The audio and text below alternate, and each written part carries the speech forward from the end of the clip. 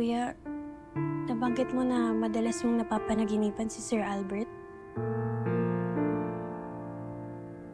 Oo. Di ko alam kung bakit eh. May sinabi ba siya sa'yo? Sana yung taya sa loob. Riley, Bakit naman? Hindi ba gano'n naman talaga?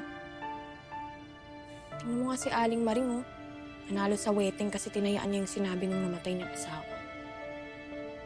Pero hindi rin sinabi niya. Kundi tungkol sa totoo kong tatay. Sabi niya, kilala niya daw totoo kong tatay. Talaga, Rambo? Yan agad ang bukang bibig mo? Kamamatay lang ng tatay mo! Gusto mo na siyang kalimutan? Hindi pa nga nakakapagpasyam eh! Gusto mo na kalimutan yung tatay mo? Pwede ba? Magbabangluksa naman muna tayo! Wala kang utang na loob eh!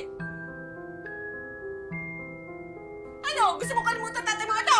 Tapon mo yan! Tapon mo lahat ng gamit ng tatay mo! Ano? Kalimutan mo niya rin tatay mo!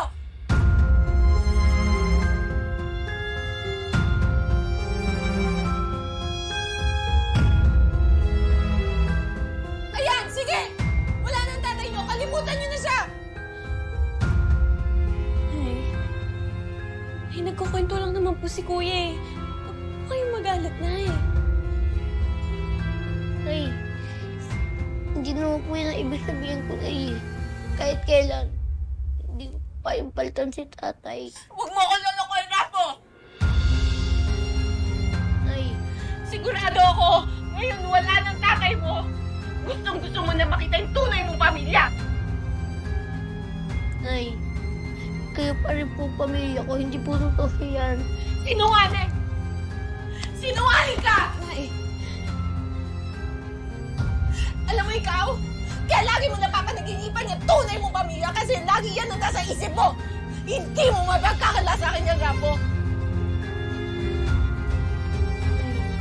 Tara na po, baka pagod lang kayo. Magpahinga muna kayo.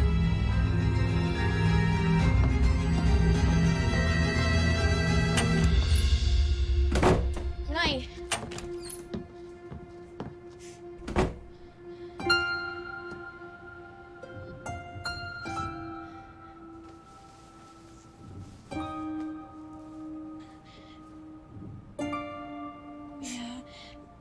pasensyahan mo na si Nanay, ha?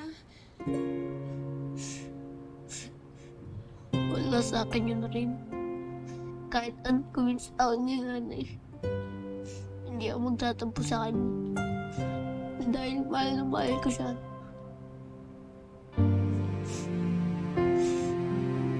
Mahal na mahal ko siya ng tatay.